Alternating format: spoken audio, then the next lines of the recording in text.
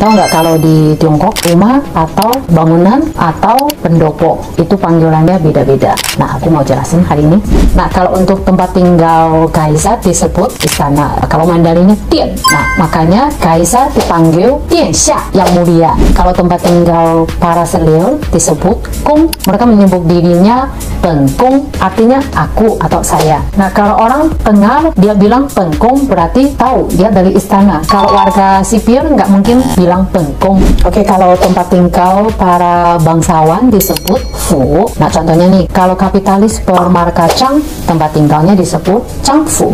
Nah, kalau rumah tinggal orang kaya disebut Zhai. Nah, kalau yang punya rumah bermarga Wang, nah tempat tinggalnya disebut Wang Zhai. Nah, kalau warga sipil seperti kita, itu baru disebut rumah. Kalau Mandarinnya Jia. Jadi kalau yang punya rumah bermarga Chang, nah jadi tempat tinggalnya disebut rumah Chang, Changjia. Dan ada juga tempat tinggal untuk sementara disebut Yu. Ada yang orang tidak mampu, makanya rumah tinggalnya yang sangat sederhana, nah itu disebut Lu. Bahasa Indonesianya gubuk. Kalau kita ke tempat pariwisata, ada tempatnya untuk istirahat. Kalau di Tiongkok ya, dia biasa ada atap tapi tidak ada dindingnya. Itu khusus untuk istirahat, disebut Qin pendopo. Pendopo dengan atap dan tambah dinding yang terletak di tepi air disebut Xuan. Ada bangunan dibangun di dekat air, bagiannya yang menunjuk ke luar air disebut Xie. Nah, ada bangunan yang menghadap air pada tiga sisinya dan berbentuk seperti perahu disebut Fang. Ada lorong tertutup yang menghubungkan bangunan-bangunan disebut Lang. Bangunan yang ditinggikan di atas tanah dan terbuka disebut Tai. Bangunan yang rumah-rumahnya lebih dari 2 lantai